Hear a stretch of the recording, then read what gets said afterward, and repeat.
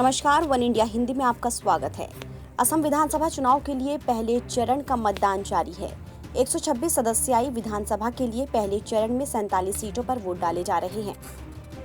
1917 सहायक मतदान केंद्रों समेत कुल 11,537 मतदान केंद्रों पर करीब 81,09,000 मतदाता अपने मताधिकार का इस्तेमाल कर रहे हैं। पहले चरण की वोटिंग में ही मुख्यमंत्री सर्बानंद सोनोवाल, विधानसभा अध्यक्ष हितेंद्र नाथ गोस्वामी, प्रदेश कांग्रेस अध्यक्ष रिपुन बोरा और कई मंत्रियों की किस्मत का फैसला होगा।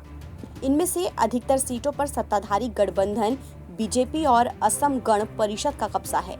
पहले चरण में सत्ताधारी बीजेपी 39 सीटों पर चुनाव लड़ रही है, जबकि उसकी सहयोगी अगप ने 10 सीटों पर उम्मीदवार उतारे हैं। 2 सीटों पर दोनों दलों ने अपने अपने उम्मीदवार उतारे हैं। विपक्षी महागठबंधन सभी सीटों पर चुनाव लड़ रहा है और कांग्रेस ने 43 सीटों पर, जबकि AIUDF, CPI, RJD और आंचलिक गण मोर्चा ने एक सीट पर उम्मीदवार खड़ा किया है। नवगठित AJP प्रथम चरण में 41 सीटों पर खड़ी है, जबकि 78 निर्दलीय उम्मीदवार भी मैदान में हैं। चुनाव कांग्रेस के नेतृत्व वाले विपक्षी महागठबंधन और नवगठित असम जातीय परिषद के बीच त्रिकोणीय मुकाबला होने की उम्मीद है। पहले चरण के इन चुनावों में 23 महिलाओं समेत 264 उम्मीदवारों की किस्मत का फैसला होगा। पहले चरण की 42 विधानसभा सीटें ऊपरी असम के 11 जिलों में आती हैं। बाकी 5 विधानसभा सीटें मध्य असम की हैं। पहले चरण के चुनाव में बीजेपी और AGP पर अपनी वोटों को बरकरार रखने की चुनौती है। इस दौर के चुनाव पर ही बीजेपी का भविष्य टिका है। बीजेपी के 24 विधायक और AGP के 6 विधायक फिर मैदान में हैं, बाकी नए चेहरे हैं।